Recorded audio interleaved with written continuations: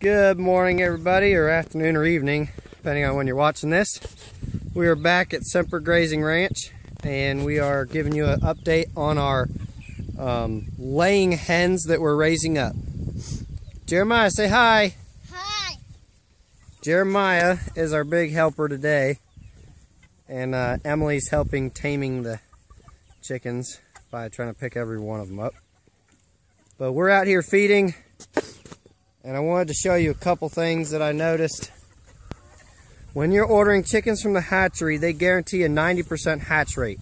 It's really hard for most people to sex or tell the gender of baby chicks on most breeds. Sex links are a different discussion, but anyway. They guarantee 90%, so 9 out of 10. Well, in this field, we have right around 60 to 65 chickens. Naturally, there's going to be some roosters that, as you're raising them up, you realize, hey, these aren't egg-laying chickens anymore, or they will not be.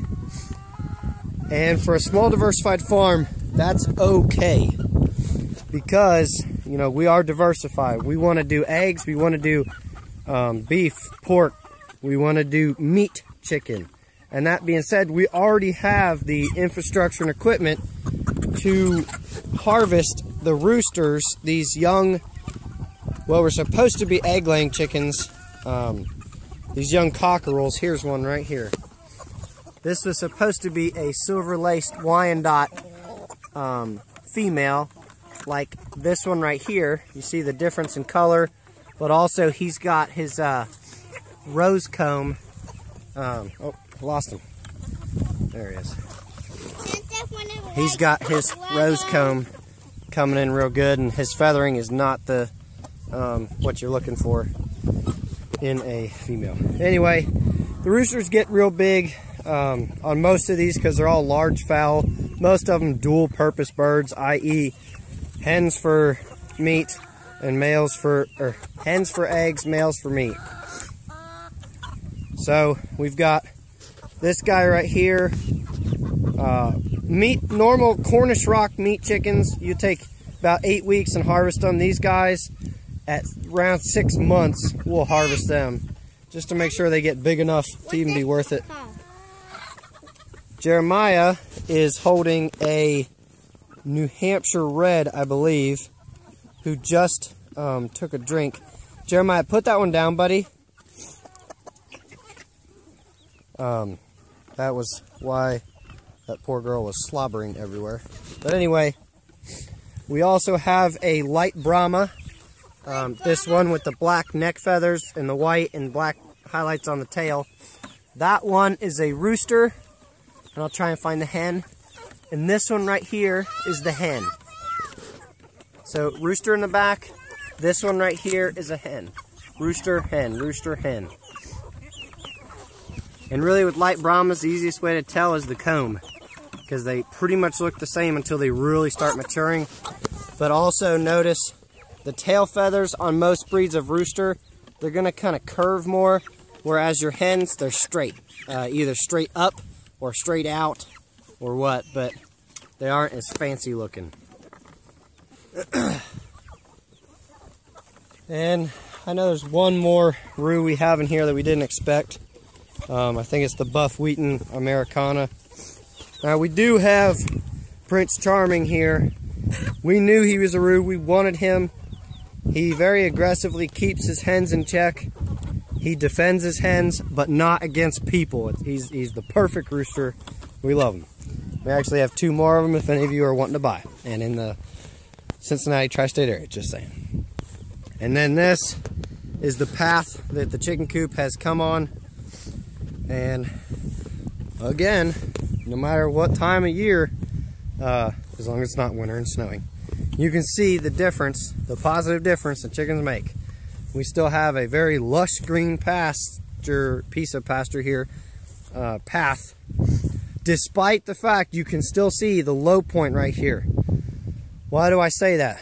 Because this low point has a lot of water in it, and most of the time the nutrients are just going to leach out of the soil, and this part becomes really weedy and really awful.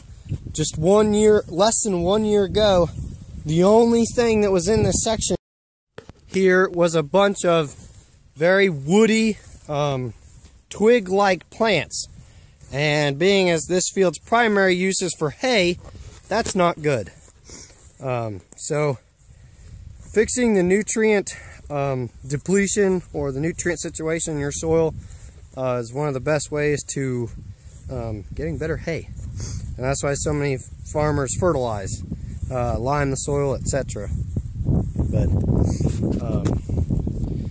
the field has not been limed this far out. All we did was run chickens on it. We use chickens, a vehicle to produce profits, but also a vehicle to fertilize the soil. And that is where we small farmers have got to focus on ways to have multiple functions for the same thing. Use your animals to work for you, etc., etc., etc. Here you can see the turn that we made, and then going into the tall grass. You can kind of see the dark tints below all the seed heads on this stuff. But this is, and then let me show you a difference here.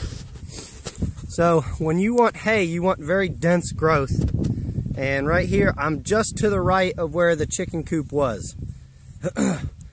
And while the chickens did get the chance to roam around in this area, at night they all still clambered up on the same 6-foot lateral space as we scooted it along.